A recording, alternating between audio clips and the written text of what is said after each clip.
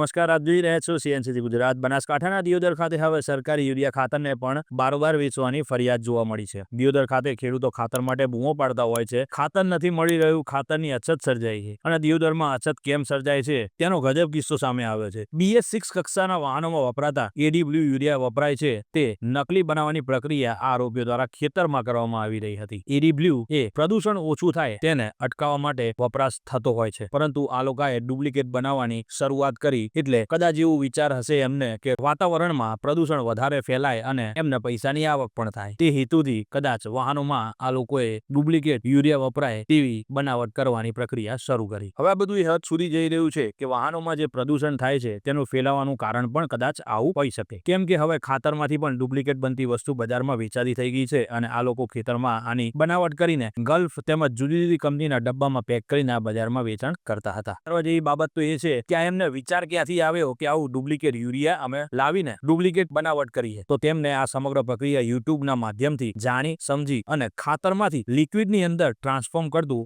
આ બનાવટ ડુપ્લિકેટ તેમને તૈયાર કરી અને વિચાર આવ્યો કે આ ખેતરમાં આનો પ્લાન્ટ બનાવીને બજારમાં વેચવાનું શરૂ કરી. તો હવે યુટ્યુબમાં પણ આવી પ્રક્રિયા લોકો જોઈને ડુપ્લિકેટ વસ્તુ બનાવવાની શરૂઆત કરી ચૂક્યા છે. ખેડૂતો ખાતર શોધે છે કે સરકાર દ્વારા ખાતરની ફાળવણી કરવામાં આવશે અને ખાતર અમારા સુધી જરૂરથી પહોંચાડવામાં આવશે. અહીંયા તો આ જ ખાતરનું વેચાણ ક્યાંક બીજી જગ્યાએ થઈ રહ્યું છે અને ખેડૂતો કે જે અનાજ ઉગાડે છે અને એ ઉગાડેલું અનાજ લોકો સુધી પહોંચાડે છે તેમને તો ખાતરની પણ અછત ઊભી થાય છે અને આવા નકલી બનાવટ કરવાવાળા લોકોને ખાતર સહેલાઈથી મળી જતું હોય છે. તંત્ર આટલી લાપરવાહી કેવી રીતે ચલાવી રહ્યું છે, પોલીસવાળા આ લોકોની ઊંડી તપાસ થાય તો ઘણા બધા મુદ્દાઓ હજુ પણ જાણવા મળે અને શું ઘટના ઘટી તે આપણે હવે સ્થાનિક અધિકારીથી માહિતી મેળવીએ. કાલે 23 ડિસેમ્બરે એક ખાનગી હકીકત મળી હતી કે ડુચકવાડા ગામે એક નકલી ખાતર મેળવી અને એની પાસેથી લિક્વિડ નાઇટ્રોજનમાં કન્વર્ટ કરવાની એક ડુપ્લિકેટ ફેક્ટરી ચાલે છે એવું ખાનગી હકીકત મળતા LCBની એક ટીમ PSI અધિકારીની નેતૃત્વના હેઠળ અહીં જગ્યા પહોંચી ડુચકવાડામાં અને પહોંચીને એમને ખબર પડી કે આ લોકોએ શું કરતા હતા. આ લોકોએ સરકાર માન્ય સબસિડાઇઝ ખાતર ખરીદતા હતા, સાઇફોન ઓફ કરતા હતા બ્લેકમાં, અને પછી આ લોકોએ યુટ્યુબમાં વિડીયો જોઈને અને ઓનલાઈન રિસર્ચ કરીને આ ખાતરમાંથી લિક્વિડ નાઇટ્રોજનમાં એમનું લિક્વિડ યુરિયામાં એમનું રૂપાંતરણ કરતા હતા, જે BS6 ગાડીમાં હાલ ફરજિયાત છે. અને આ લોકોએ આ ડુપ્લિકેટ જો લિક્વિડ યુરિયા હતું, આ એક ટાટા કંપની હોય તો મહિન્દ્રા કંપની હોય અથવા તો ગલ્ફ કંપની હોય તો AdBlue કંપની હોય, આ કંપનીઓની બક્સામાં ભરીને લોકોને જેન્યુઇન બતાવીને વેચતા હતા, છેતરપિંડી કરતા હતા. એક ખબર મળી તો પોલીસે એમના ઉપર રેડ કરી અને હાલ ટોટલ 6 આરોપી છે એમાં સામેલ. એમાં 4 આરોપીની ધરપકડ થઈ ગઈ છે. આરોપીઓનું નામ છે કુસારામ જાટ, પૂનમચંદ જાટ, ગોગારામ જાટ અને ભરતભાઈ માળી. ફરીથી 2 આરોપીઓ છે. આ 2 આરોપીઓમાંથી એક આરોપી છે એવો છે કે જો એમને સબસિડાઇઝ ખાતર આપતા હતા. આ પાલનપુર બાજુનો છે પણ એમની ધરપકડ કરવાની હાલ બાકી છે.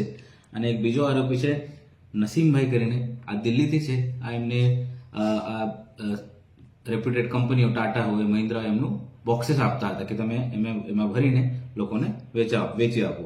એનાથી એમના ઉપર આવશ્યક ચીજ વસ્તુની ધારાની કલમો અંદર અને IPCની કલમો અંદર ગુનો દાખલ થયું છે, જેમાં ઇમ્પોર્ટન્ટ કલમ છે BNS 316(5), 61, 54, 111(7) અને 318 અને આવશ્યક ચીજ વસ્તુની ધારાની ઉપર એમની ઉપર ફરિયાદ થઈ ગઈ છે. હાલ અમારી પાસે 1,15,038 રૂપિયાનો મુદ્દામાલ કબજે કર્યું છે પોલીસે, જેમાં ડુપ્લિકેટ યુરિયા પણ છે, લિક્વિડ યુરિયા, અને આ જો સાઇફોન ઓફ કર્યું હતું એ ખાતર પણ છે. સાહેબ, એક બાજુ ખેડૂતોને ખાતર મળતું નથી, તેમ છતાં આટલી મોટી સંખ્યામાં આ લોકો કઈ રીતે પ્રોજેક્ટ અહીંયા પહોંચાડતા હતા? આપવાવાળું કોણ હતું? એ આપવાવાળાનું નામ છે એક રમેશભાઈ પટેલ કરીને છે. એમનું નામ એકવાર મેં વેરીફાઈ કર્યું, રામજીભાઈ પટેલ કરીને છે એમનું નામ. રામજીભાઈ પટેલનું પોતાનું શોપ હોય કદાચ. આ તપાસનો વિષય છે. હાલ PI જારિયા પાસે આ તપાસ આપી છે. પણ એવું પ્રથમ દ્રષ્ટિએ એવું ખબર મળી છે કે રામજીભાઈ પટેલ કુંભલમેર ગામનું છે પાલનપુર. આ એમને સબસિડાઇઝ યુરિયા આપતો હતો. તો હાલ રામજીભાઈ પટેલની પોતાની દુકાન છે કે આ પણ કહીને લઈને આવતો હતો, આ તપાસનો વિષય છે. તપાસમાં ફલિત થઈ જાય. Bureau chief CNCC Gujarat, Patan.